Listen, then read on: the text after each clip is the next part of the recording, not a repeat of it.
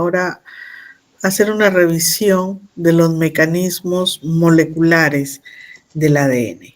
Cuando nos referimos a esto, recuerden ustedes que estamos hablando pues del dogma de la biología molecular, ¿no es cierto? De la transcripción, la traducción y también, obviamente, de aquel mecanismo de conservación del ADN que es la replicación. Entonces, cuando hablamos de la conservación, como les acabo de mencionar, o sea, la replicación del ADN, nos referimos al proceso por el cual una molécula de ADN de doble hélice va a dar lugar a otras dos moléculas idénticas con la misma secuencia de bases. Por eso se dice que es altamente fidedigna, ¿no? Como ven ustedes ahí en la imagen de una secuencia de ADN, se obtienen dos moléculas hijas. Entonces, por eso es que se dice que este es un proceso de conservación. En los textos ustedes lo van a encontrar como replicación, como síntesis de ADN, como duplicación del ADN, ¿no? Entonces, todos esos términos se refieren a la replicación del ADN, a obtener dos moléculas idénticas. Recuerden bien que este mecanismo va a ser el fundamento para la técnica de PCR. ¿Cuál es la importancia de esta conservación del material genético, del DNA? En principio, pues, este proceso de replicación es esencial para la vida. Si las moléculas de ADN no se replicaran, entonces no podrían darse lugar a nuevas células. Nosotros sabemos que en cada célula está el componente genético, ¿no es cierto?, en el núcleo. Y asimismo, pues, al ser un proceso esencial para la vida, ¿no? Obviamente, si se sucedieran errores en la replicación, estos van a dar lugar a enfermedades hereditarias, ¿no? Por ello es que los errores en la replicación son la causa primaria del cáncer, ¿no? Existen patologías en las cuales la incapacidad de reparar estos errores contenidos en la replicación son los que van a generar estas enfermedades, ¿no?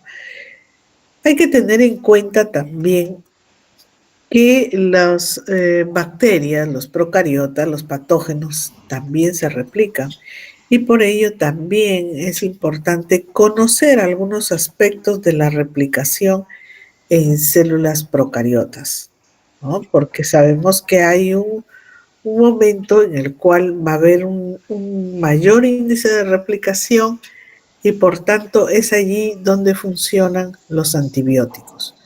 Por ello es importante pues seguir la prescripción médica, ¿no?, en cuanto a la terapia con antibióticos, porque muchas veces o nos automedicamos y generamos resistencia, o también sucede que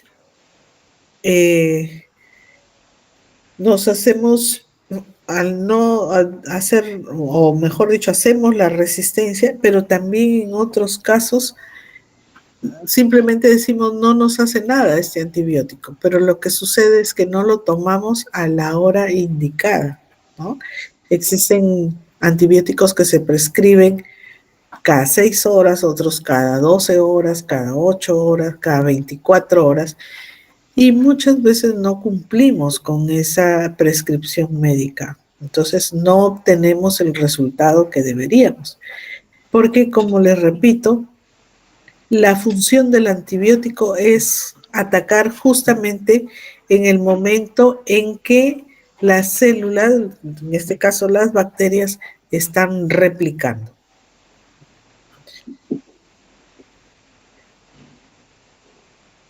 ¿En qué momento se produce la replicación? ¿En qué momento del ciclo celular? Están observando ustedes ahí una imagen del ciclo celular en donde vemos, pues, si empezamos por la fase de división, la fase mitótica, en donde se obtienen dos nuevas células, ¿no? Donde sabemos que una se va a especializar, es decir, a permanecer en un G0 y otra continúa en ciclo, ¿no? Esa nueva entrará a un G1, ¿no? Si es que recibe la orden de dividirse, y en esa fase G1 es donde se prepara para entrar a la fase S, es la fase de síntesis, que es donde se replica el DNA, ¿no? Entonces, ¿en qué momento se produce la replicación? En la fase S, ¿no? Luego de la fase S pasará a la G2 y luego nuevamente entrará a mitosis. Observen ustedes acá en la microfotografía cómo es que podemos ver la aparición de las dos cromátidas después de que ya ha pasado la fase S, ¿no?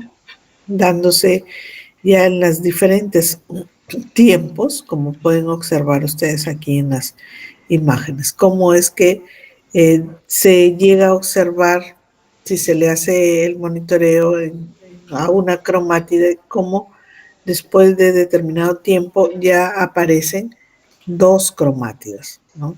Es decir, que ya replicó ese ADN. Entonces, ubicándonos, este mecanismo se va a dar, si hablamos del ciclo celular, en la fase S, en la fase de síntesis. ¿Qué características va a presentar este mecanismo? En principio hay que tener en cuenta la dirección que sigue la replicación. Y recordarán ustedes que estos mecanismos pues se dan en dirección 5-3, ¿no? Además, se dice que es procesiva porque no es que se agrega un nucleótido y de ahí espera un tiempo para que se agregue el siguiente, no, se van agregando uno y otro y sigue un mismo proceso, es decir, los mismos pasos para que se sigan agregando los nucleótidos, leyendo obviamente de la cadena materna.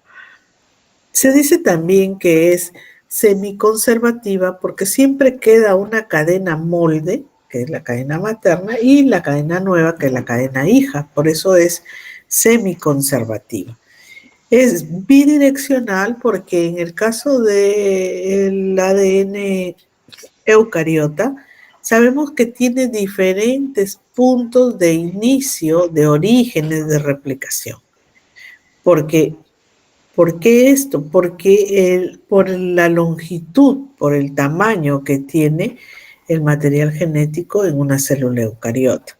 A diferencia de una procariota que al ser bicatenario, de menor, circular, ¿no? Y de menor tamaño, es un solo origen de replicación en las bacterias. Pero sin embargo, en nuestras células son diferentes orígenes de replicación. Por ello es que también va a ser bidireccional, es decir, inicia hacia la derecha, por decir, la replicación, pero ya también hay otro complejo de replicación que está hacia el lado izquierdo. Por eso se dice que es bidireccional, ¿no? También recordemos que es discontinua, porque recordarán ustedes que cuando hablamos de la replicación decimos hay una cadena continua y hay una cadena discontinua. ¿Por qué? Porque una va en dirección 5-3 y esa será la continua, y la discontinua, que le corresponde ir de 3 a 5, no lo puede hacer por la capacidad de las polimerasas, de la polimerasa, que no puede hacerlo en dirección 3-5, sino siempre en dirección 5-3. Por tanto, lo hace en fragmentos y por eso se dice que es discontinuo, ¿no? Y además asimétrica, porque mientras que en una inicia un solo fragmento en la cadena continua, desde el primer nucleótido que empieza a replicarse hasta que se termina ese segmento, y sin embargo en la otra cadena no, se va dando por segmentos. Por eso también se le dice que es asimétrica.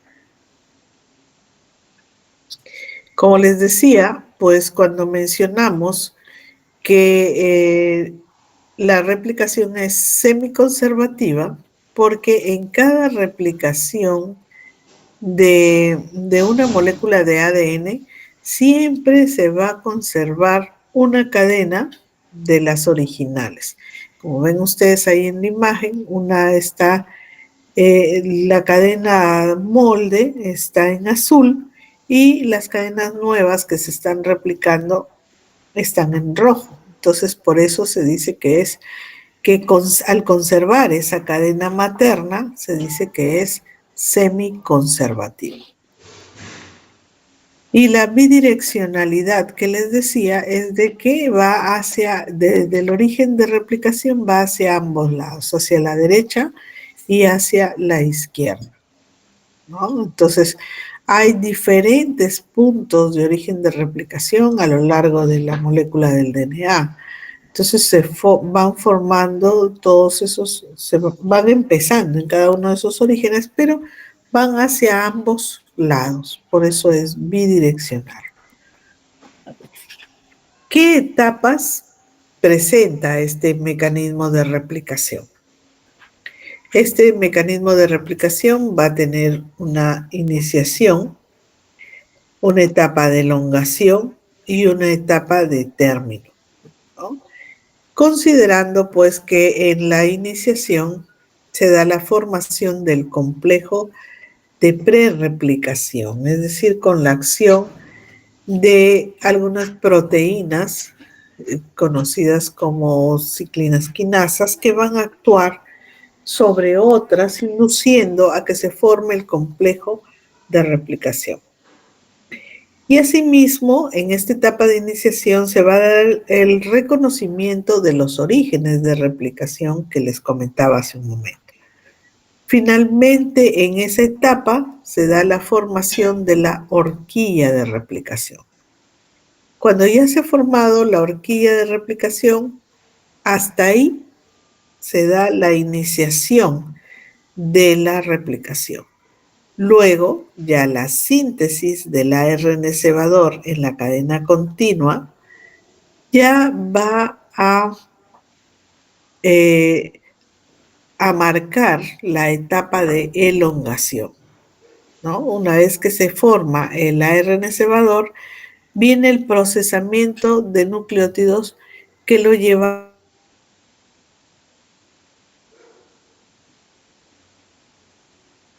conocer qué nucleótido le corresponde por complementariedad y agregarlo, ¿no? Eso en la cadena continua. Ahora, diríamos, ¿y qué pasa en la cadena discontinua?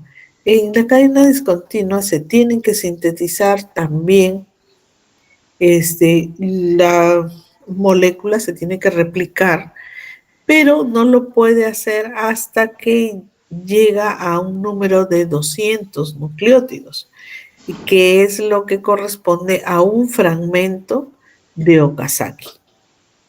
Entonces los fragmentos de Okazaki se van a formar en la cadena discontinua y en la cadena continua no.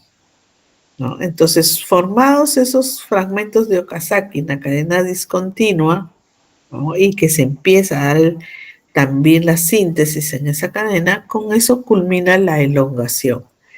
Y se pasa a la última etapa, que es la etapa de término, en donde se va a dar un reconocimiento de señales de término. Estos mecanismos, ¿no? Tengan en cuenta que para que se den estos mecanismos, nosotros podríamos decir, pero ¿cómo sabe la célula que ahí es el término de la molécula del ADN? Es justamente por esas señales de reconocimiento, ¿no? Entonces, estos procesos son también altamente específicos y que son como que muy finos, ¿no? Para reconocer tanto a los orígenes de inicio, tanto al hecho de que ya hayan transcurrido 200 nucleótidos para que se forme el primer segmento de Okazaki, como también para saber en qué momento termina la replicación. En el caso de la cadena continua, inicia y hasta que culmina la secuencia, la molécula de ADN, cesa la replicación. Sin embargo, tengamos en cuenta que en la otra cadena, que se está dando por fragmentos, ¿no? No podemos asegurar que el último segmento de esa molécula justo corresponda a 200 nucleótidos. Entonces, en esos casos, ¿qué hace la célula? Lo que hace es alargar esa cadena. Entonces,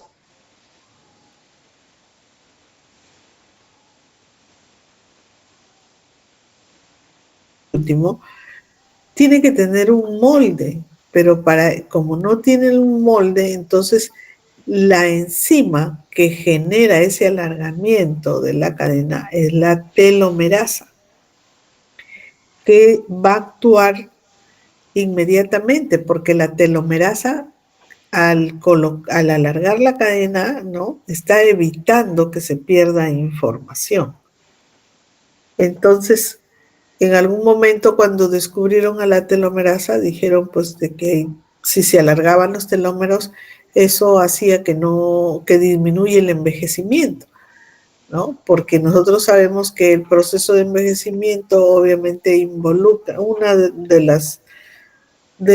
los eventos que se da es el acortamiento de las regiones teloméricas en los cromosomas, y eso genera pérdida de información y obviamente envejecimiento, ¿no? Que si bien es cierto, sabemos también que el envejecimiento no es un proceso que solo dependa del acortamiento de telómeros, es todo un proceso mucho más complejo donde hay la participación de varios factores, pero que sí es importante tomarlo en cuenta porque es uno de los factores que influyen en el envejecimiento, sí, el acortamiento de secuencias teloméricas. Entonces, hay síndromes que están relacionados con este acortamiento de telómeros porque no funciona la telomerasa, que es la que va a alargar esas secuencias. Y aquí están pues el síndrome de progerie, ¿no es cierto? Que consiste en un envejecimiento prematuro. Entonces, estas personas tienen mutaciones en esta enzima, la telomerasa, y por ello pues tienen ese envejecimiento prematuro. Por el acortamiento, como su mismo nombre lo dice, prematuro, de los telómeros. En algún momento pues se pensó y se dijo, bueno, se encontró la fuente de la juventud si es que mantenemos a los telómeros bien, si es que los mantenemos intactos, pero hay que tener en cuenta, les repito, que el envejecimiento es un proceso mucho más complejo, en donde no solo depende del tamaño de los telómeros, ¿no? Pero sí hay influencia, sí, pero no determina solo el envejecimiento. Entonces, como les menciono, pues hay ya patologías identificadas con mutaciones en los telómeros, como el síndrome de la progerie. Y asimismo hay que tener en cuenta que hay especies, ¿no?, que tienen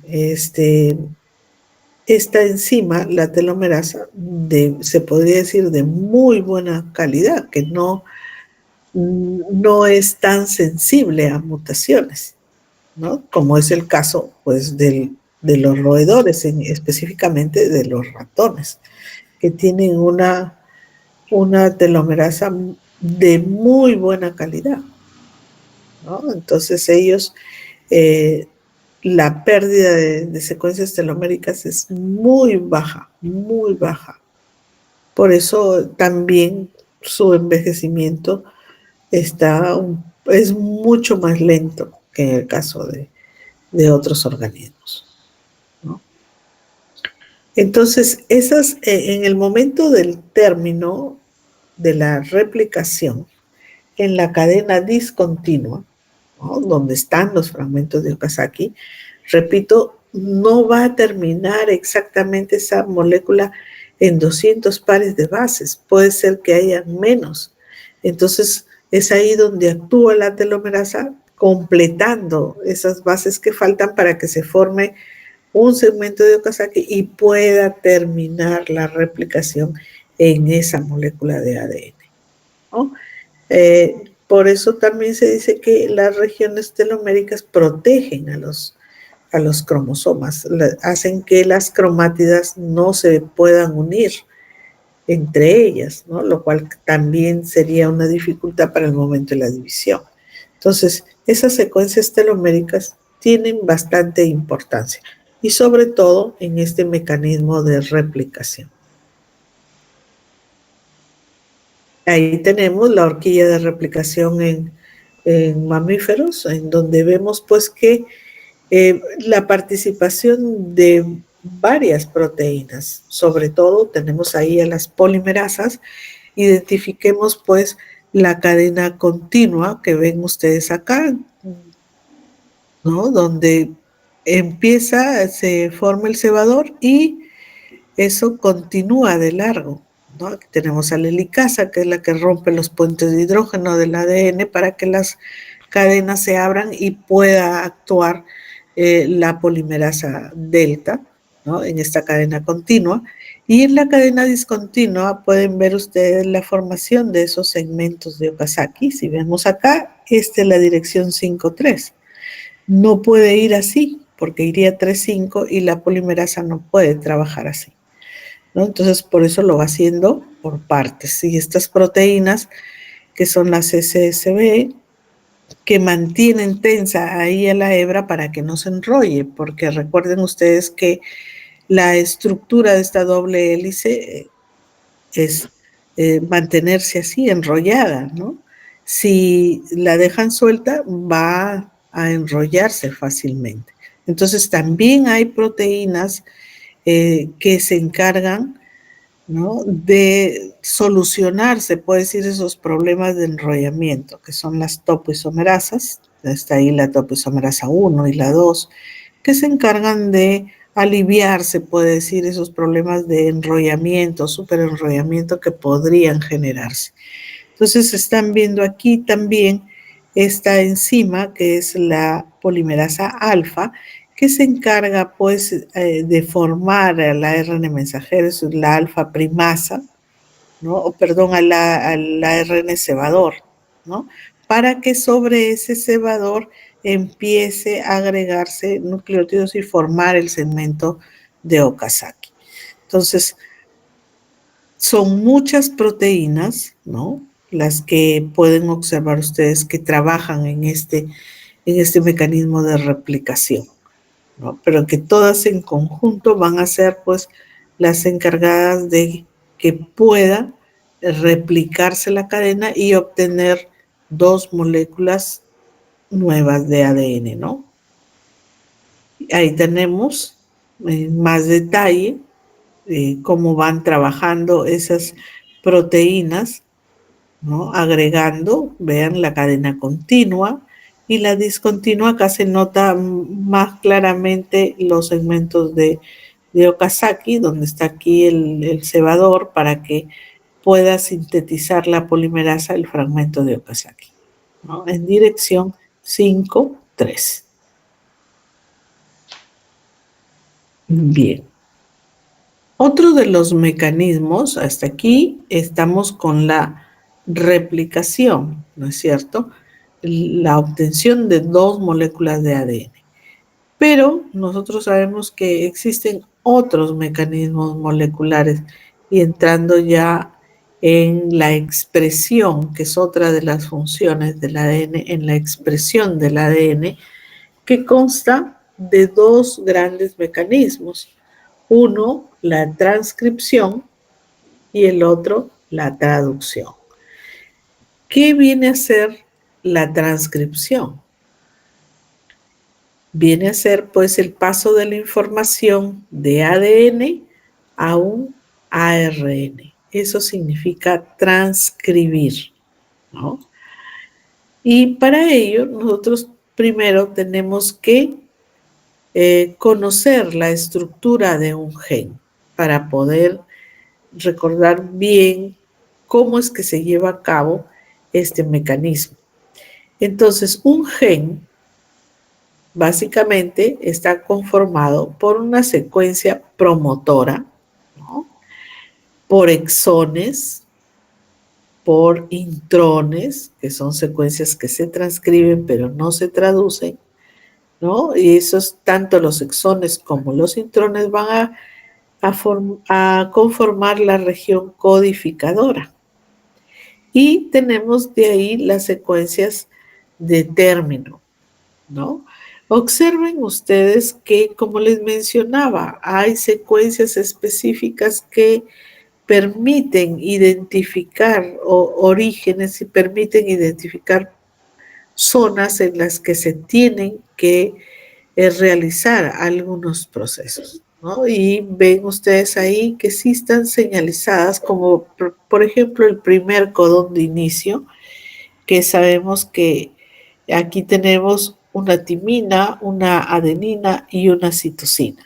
Y en el ARN que se va a transcribir, esto corresponde al primer codón, ¿no?, que va a ser luego traducido y que corresponde por complementariedad a la timina, una adenina, a la adenina en el ARN, un uracilo, y a la citosina, una guanina. Y ese es el primer codón de inicio, el AUG, que codifica a una metionina, ¿no?, al aminoácido metionina.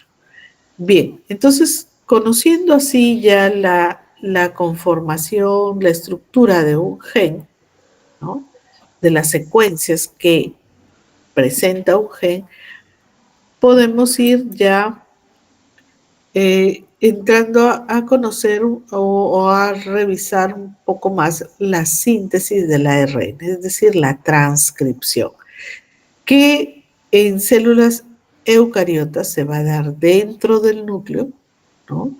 Y en los procariotas obviamente no hay núcleo, no sabemos que no hay un núcleo definido, que el ADN va a estar va a estar desnudo, se puede decir, sin una carioteca, ¿no? Sin embargo, en las células eucariotas sí hay una compartimentalización, ¿no?, entre núcleo y citoplasma, en donde en el núcleo se va a dar la transcripción y en el citoplasma la traducción. ¿Cómo es que inicia este mecanismo de transcripción? Nosotros acabamos de ver que dentro de la estructura de un gen, ¿no?, hay un lugar conocido como promotor y que luego viene pues una secuencia que es una secuencia de inicio de la transcripción y que va señalizado como +1, es decir, de derecha hacia izquierda. Si fuera de izquierda hacia la derecha, ¿no? Y entonces en sentido contrario se dice río arriba y así de izquierda a derecha, río abajo, ¿no? Entonces, en esa dirección es como se va a dar la transcripción. Y vean ustedes que siempre está caracterizando esa secuencia la dirección 5-3, ¿no? En donde, al igual como en la replicación, la dirección era 5-3, la transcripción también se da en dirección 5-3. El inicio, obviamente, de esa transcripción tiene que reconocerse por esa secuencia promotora, ¿ya? Y en esa secuencia promotora se va a ensamblar un complejo de proteínas conocido como complejo de inicio de la transcripción, en donde en esa secuencia promotora va a haber un lugar conocido como TATA, ¿no?, una secuencia TATA, timina, adenina, que es reconocido por factores de inicio de la transcripción, como ven ustedes acá, el TF2B, el TBP, que reconoce esas secuencias y se une ahí. Y el hecho de llegar a ese lugar y unirse sirve también ya, por decirlo así, como un cartel para que sea reconocido por los otros factores de inicio de la transcripción y estos recurran hacia ese lugar de inicio y no solamente sirvan para formar ese complejo, sino también como una señalización para que la polimerasa, en este caso, ya no una DNA polimerasa, sino una RNA polimerasa, porque va a formar ARN, entonces ya no se conoce como DNA, sino como ARN polimerasa, como la ven ustedes ahí en color celeste, ¿no? Que recurre hacia el lugar donde están esos factores de transcripción que se han unido y de esa manera poder iniciar con la lectura de la cadena de ADN y empezar a formar el ARN, que con eso se da inicio a la transcripción. Entonces, luego de la transcripción, nosotros decimos, viene la elongación de la transcripción. Elongar, es decir, que va a crecer esa molécula de ARN que todavía es conocido como un ARN heteronuclear, como les mencionaba al inicio, ¿no? Un ARN heteronuclear porque aún no ha madurado, porque aún todavía está en contacto incluso con el ADN. Entonces, toda esa lectura que va dando la polimerasa, va leyendo y va agregando ribonucleótidos. Entonces va formándose esa cadena de ARN heteronuclear, pero que tiene que ser protegida, porque si no, va a ser atacada por nucleasas, por ribonucleasas. Y por tanto, en el extremo 5 se va a formar una estructura, recordarán ustedes, conocida como el CAP, ¿no es cierto? Que es agregar 7-metilguanosina en el extremo 5 porque sirve como un capuchón, ¿no? Además de eso, hay que tener en cuenta que mientras se da el avance de la lectura de la polimerasa, se han leído tanto exones como intrones, pero nosotros sabemos que finalmente lo que quedan son los exones y los intrones no salen del núcleo, ¿no? Entonces, ¿quiénes quedan conformando la molécula de ARN? Los exones, ¿no? Entonces, ¿cómo quitar a esos intrones que no deben salir? Es a través de este mecanismo de corte y empalme, en donde van a participar unas proteínas conocidas como ribonucleoproteínas que van a reconocer esas secuencias donde se debe dar el corte, ¿no? Para sacar el intrón y luego unen exón con exón, quedando finalmente, ¿no? Después de dar los cortes, ¿no? Y unir, quedar una sola molécula conformada por exones. Y esto es ya un ARN que ya ha madurado o que está en proceso de maduración porque le falta pues culminar en el extremo 3 con la poliadenilación.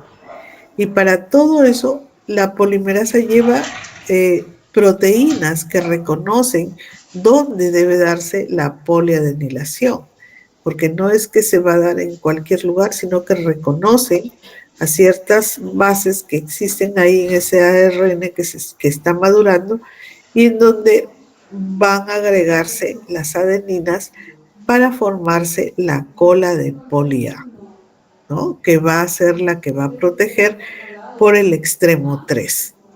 Entonces, cuando ya tenemos el CAP por el extremo 5, ¿no? Se ha dado el corte y empalme y solamente hay exones en esa molécula de ARN y se agregó la cola de poli A, podemos decir que ya es un ARN mensajero, ¿no? Antes no podía salir del núcleo y estaba expuesto a ser atacado por nucleases a nivel del núcleo. Entonces, ¿qué va a suceder ahora? Ya maduró el ARN. Entonces, este ARN mensajero que ya maduró, ya después que se da la transcripción, tiene que salir del núcleo. Y no lo va a hacer por cualquier lado, porque eso no es factible, sino que tiene que pasar a través de unos poros conocidos como poros nucleares, que son como garitas de control, en donde pasa primero su control, el ARN mensajero, en donde revisa si es que maduró, si es que está conformado solo por exones, ¿no? Si es que tiene las proteínas que lo van a sacar, porque observen en la imagen inferior todas aquellas símbolos que están ahí son proteínas que son las que van a ayudar a ese ARN mensajero a salir del núcleo hacia el citoplasma para que se pueda llevar a cabo la traducción. Y algunas de esas proteínas regresan al núcleo porque son residentes del núcleo. No residen, no pueden quedarse en el citoplasma. Entonces, ellas retornan nuevamente para reutilizarse en otra molécula de ARN mensajero que ya esté listo para salir hacia el citoplasma y que se lleve a cabo la traducción. ¿Y qué es la traducción? Viene a ser pues el proceso por el que la secuencia de nucleótidos de un ARN mensajero determina la estructura primaria de una proteína, ¿no? Entonces, eso se lleva a cabo ¿dónde? En el citoplasma, ¿no? ¿Y quiénes lo van a ejecutar esa lectura, esa traducción? Los ribosomas, ¿no? ¿Qué características va a presentar este proceso, ¿no? Este mecanismo es un proceso gradual y repetitivo, porque van a ver ustedes que una vez que inicia el ribosoma agregar el aminoácido que corresponde de acuerdo a la lectura que va dando el ARN mensajero, los pasos son los mismos para que se agregue el aminoácido y avance en la lectura de ese ARN mensajero, ¿no? Entonces, la síntesis se va a dar de manera unidireccional, N-terminal a C-terminal. La lectura del ARN mensajero va a ser también en sentido 5-3. Entonces, recordemos, la replicación en sentido 5-3, ¿no? La transcripción en sentido 5-3 y la traducción también es en sentido 5-3. Entonces, obviamente, si va a haber un movimiento de ese ribosoma para ir dando la lectura a través de la cadena de ARN mensajero, tiene que haber un gasto de energía. Cada movimiento que hay, recuerden que hay un gasto de energía, pero que en este caso es energía no en forma de ATP, sino en forma de GTP. Entonces, ¿qué componentes moleculares se tienen que tener en cuenta en la traducción? El ribosoma, que es el que lee la información que está en el ARN mensajero, el ARN mensajero, ¿no? Que es, se puede decir es el principal que va a ser leído ahí, ¿no? El ARN transferencia que va a traer a los aminoácidos y obviamente ustedes han visto los factores de inicio, elongación y término que tienen que haber para que se lleven a cabo esas etapas. Entonces, tenemos aquí las etapas de la traducción: iniciación, elongación y término. Esas son las etapas principales. Pero hay que tener en cuenta que previo o simultáneamente a la activación, o perdón, a la iniciación, se va a dar la activación de aminoácidos.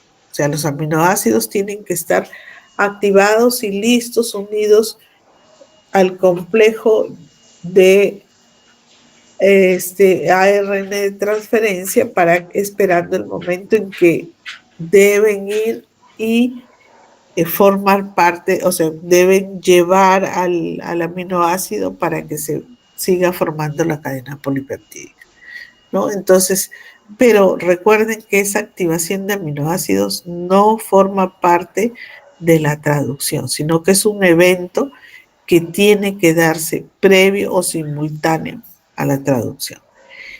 Asimismo, también se menciona a las modificaciones post-traduccionales, porque como les hacía mención yo, existe un codón de inicio que va a estar presente en todos los genes que se van a traducir en la metionina, pero hay que tener en cuenta que no todos los genes, la metionina va a formar parte de ese gen, ¿no? Entonces, hay mecanismos de modificación post-traduccionales que eliminan, por ejemplo, a ese aminoácido, ¿no? Y ya no forma parte de la cadena polipeptídica, ¿no? Entonces, aquí tenemos las etapas de inicio, elongación y término de la traducción, ¿no? Y ven ustedes cómo primero se formó, acá ya se complementó el ribosoma para iniciar la lectura y que se vaya elongando, se vaya formando la cadena polipeptídica, para que al final se libere esa cadena polipeptídica y se separen las unidades ribosomales y se desarme, se puede decir, el complejo ahí del ribosoma, ¿no? ¿Qué se necesita para traducir un gen? En principio se necesita el ARN mensajero, ¿no? Una secuencia de inicio, que como les mencionaba es el AUG, secuencias codificadoras y una secuencia o un codón de término que diga hasta aquí, nada más, ¿no? Pero ¿cómo hace para leer esa información? Tiene que haber alguien que haga esa traducción o que diga, este triplete significa tal aminoácido. Y eso lo hace el código genético. El código genético es la relación entre la secuencia de bases del DNA y la secuencia de aminoácidos en las proteínas. Entonces, vemos ahí, por ejemplo, cada triplete está codificando, ¿no?, un aminoácido. Entonces, ¿qué características presenta el código genético? Está descrito de manera lineal, utilizando como base los ribonucleótidos del ARN mensajero, ¿no? Cada palabra, por decir, contiene 3 letras, que se conoce como triplete o como codón, ¿no? Este código genético no tiene ambigüedades, es decir, que cada triplete codifica a un aminoácido, ¿no? Es ordenado, porque los 2 primeros nucleótidos son suficientes para codificar un aminoácido, ¿ya? Es degenerado, ¿no?, porque más de un triplete especifica un aminoácido, ¿no? Por eso se dice que es degenerado. Y ahí ven ustedes en la imagen inferior, aquí está el código genético, ¿no? Los nombres de los aminoácidos que corresponden y los tripletes, ¿no?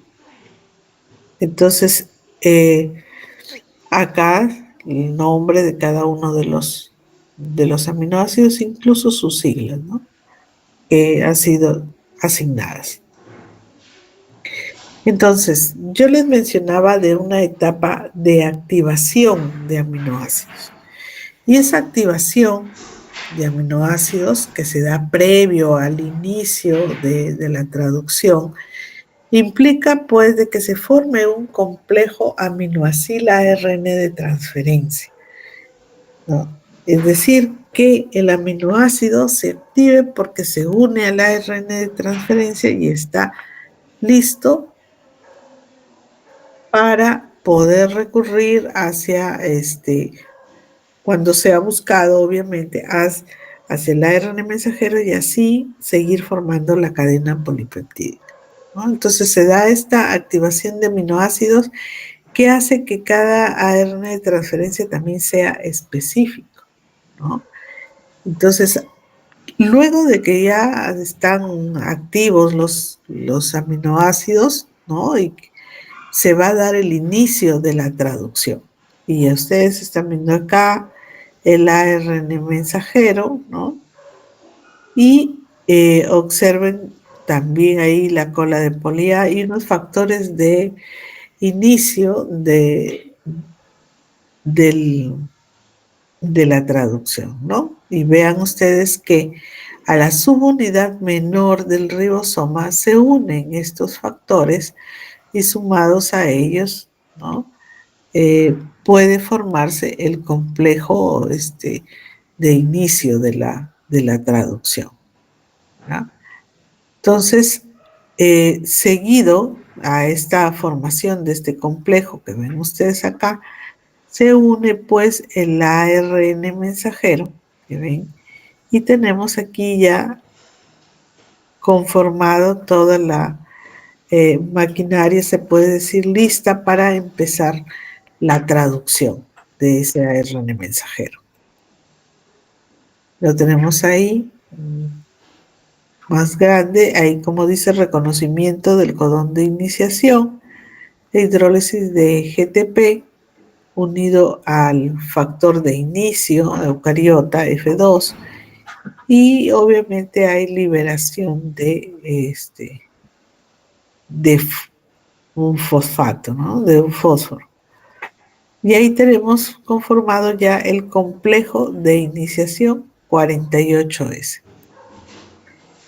No. Luego viene pues ya la elongación, ¿no? Donde va a ir avanzando el ribosoma leyendo, ¿no?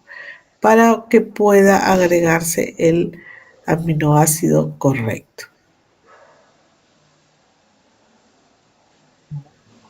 Y ahí ven ustedes cómo va el ribosoma, tiene 3 lugares, ¿no? El lugar de salida, ¿no? Un lugar de ingreso, que sería acá, este sitio A, ¿no? Y este sitio B, ¿sí?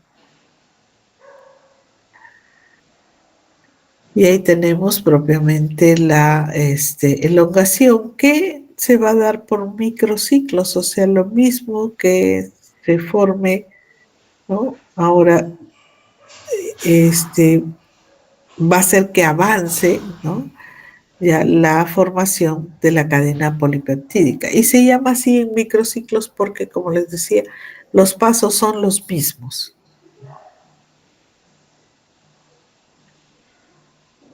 Obviamente que para que se forme la cadena polipeptídica tienen que darse ciertos enlaces, ¿cierto?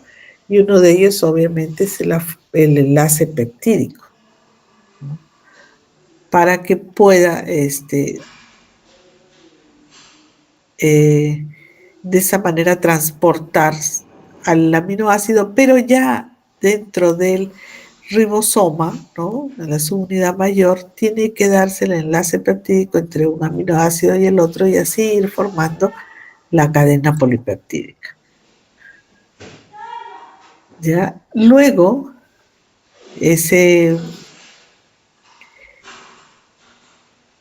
después de la elongación y que va avanzando el ribosoma, obviamente el ribosoma se va a mover en dirección 5,3, de manera que queda libre el sitio A, ¿no? Y ese ARN de transferencia peptídico se va a desplazar al sitio P para que luego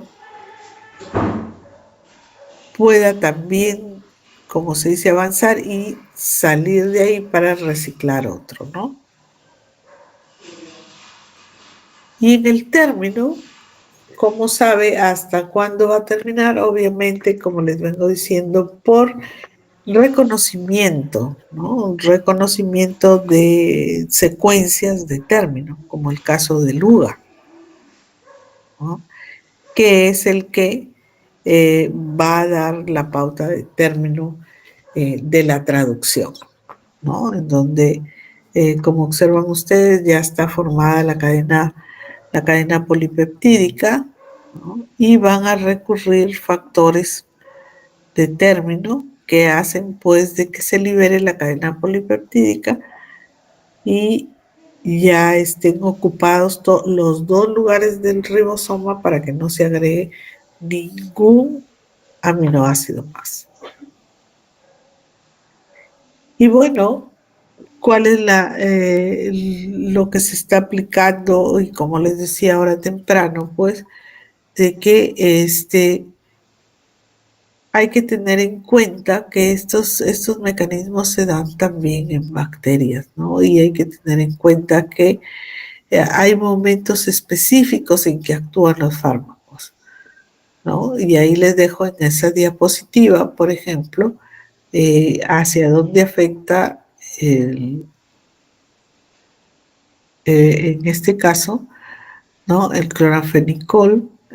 Vemos también la eritromicina, ¿no? ¿Cómo van las tetraciclinas, cómo van a actuar, ¿no? Impidiendo que continúe, obviamente, el proceso de traducción. Bien, entonces,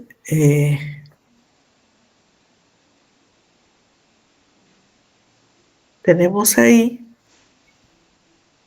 los mecanismos o los fundamentos del material hereditario, ¿no? Es lo que hemos hecho así muy brevemente, una revisión de estos aspectos que debemos recordar, ¿no?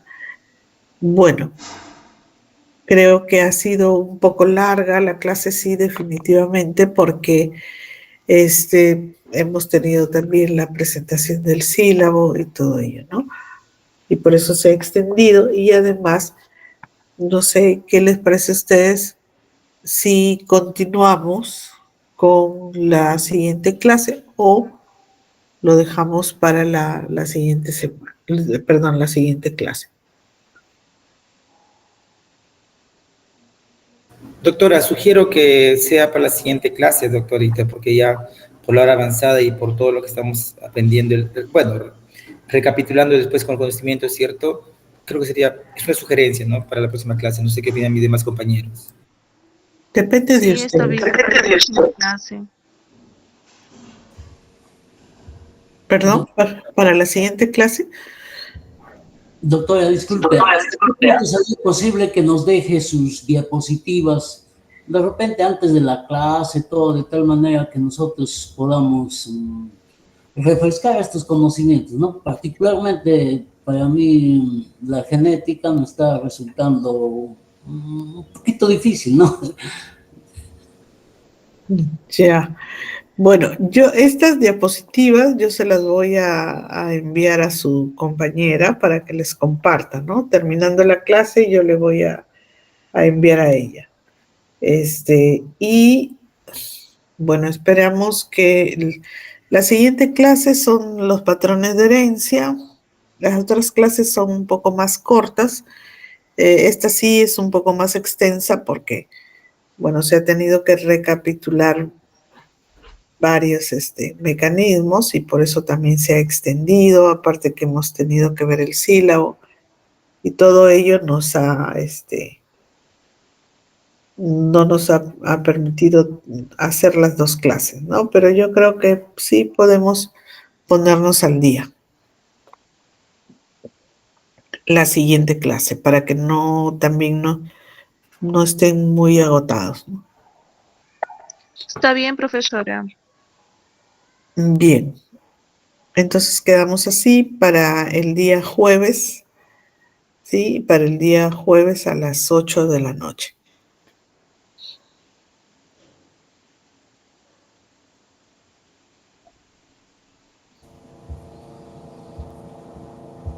Entonces ahorita ya son, ¿qué hora? Las 11. Sí. Que así sea, doctorita. Muchas gracias. Listo, entonces Gracias, profesora. nos vemos el jueves. Listo, Gracias, profesora. profesora. Gracias. Buenas noches. Ya nos vemos. Buenas noches. Hasta el jueves, doctora. Hasta el Buenas jueves. noches. Buenas Jueves. noches.